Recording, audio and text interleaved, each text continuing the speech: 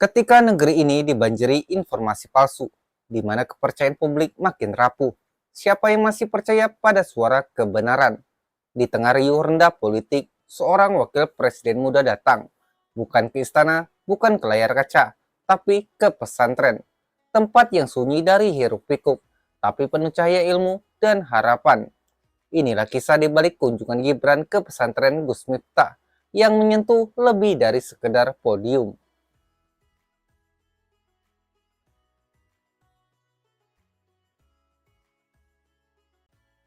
Sabtu malam 2 Agustus 2025, ribuan orang berkumpul di pondok pesantren Ora Aji, Sleman, Yogyakarta. Mereka bukan datang untuk menonton konser atau kampanye politik. Mereka datang untuk zikir, untuk sholawat, untuk memperingati 13 tahun berdirinya pesantren yang diasuh oleh sosok fenomenal, Gus Miftah. Namun malam itu menjadi berbeda.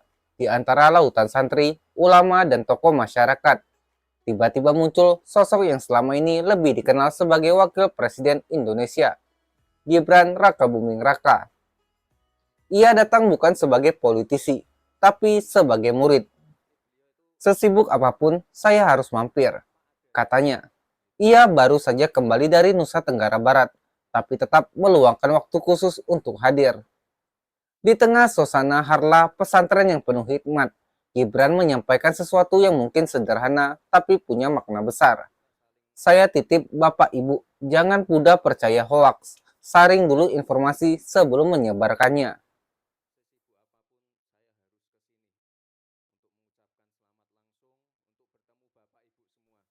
Apa pentingnya pesantren hari ini? Di era TikTok, X, dan grup WhatsApp keluarga yang penuh kabar simpang siur, pesantren seperti Or Aji menjadi benteng terakhir moral dan kejernihan berpikir. Tema acara malam itu, berani beda, istiqomah di jalan yang sama, seakan menjawab keresahan bangsa.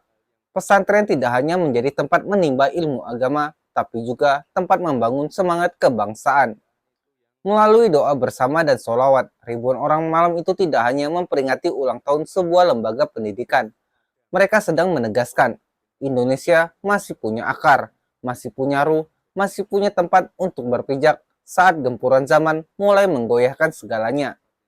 Dan di tengah semua itu, kehadiran Gibran membawa simbol bahwa negara tak boleh jauh dari ulama, bahwa pemimpin harus hadir bukan hanya di mimbar politik tapi di ruang spiritual rakyatnya.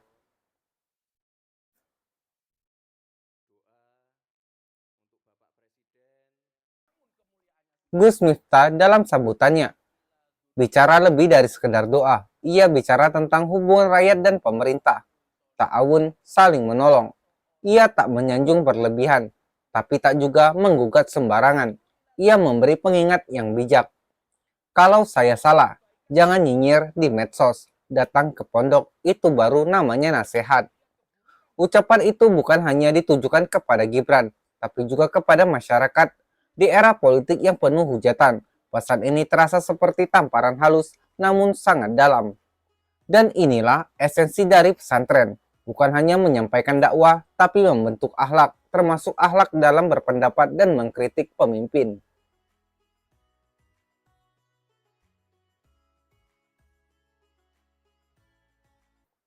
Dalam kesempatan itu, Gibran juga membawa titipan pesan dari Presiden Prabowo.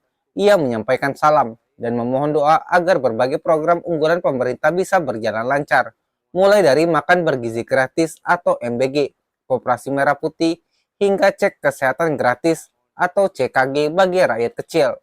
Di tengah skeptisisme publik terhadap janji-janji politik, Gibran tidak hanya meminta dukungan, tapi doa. Ini bukan strategi komunikasi biasa, tapi upaya menyentuh nurani bangsa, melibatkan para ulama dan santri agar menjadi bagian dari proses perubahan, bukan hanya penonton di pinggir lapangan. Harla ke-13 Ora Aji malam itu bukan sekedar selebrasi, ia adalah refleksi bahwa kekuatan bangsa ini tidak hanya terletak pada anggaran, proyek, dan regulasi, tetapi pada doa orang-orang yang tulus. Dan ketika lebih dari 13.000 jamaah berkumpul dalam zikir dan sholawat, maka kita semua diingatkan bahwa Indonesia masih punya harapan. Selama suara pesantren masih bergema, selama hubungan rakyat dan pemimpin masih dijaga dengan ketulusan, maka negeri ini tak akan mudah runtuh.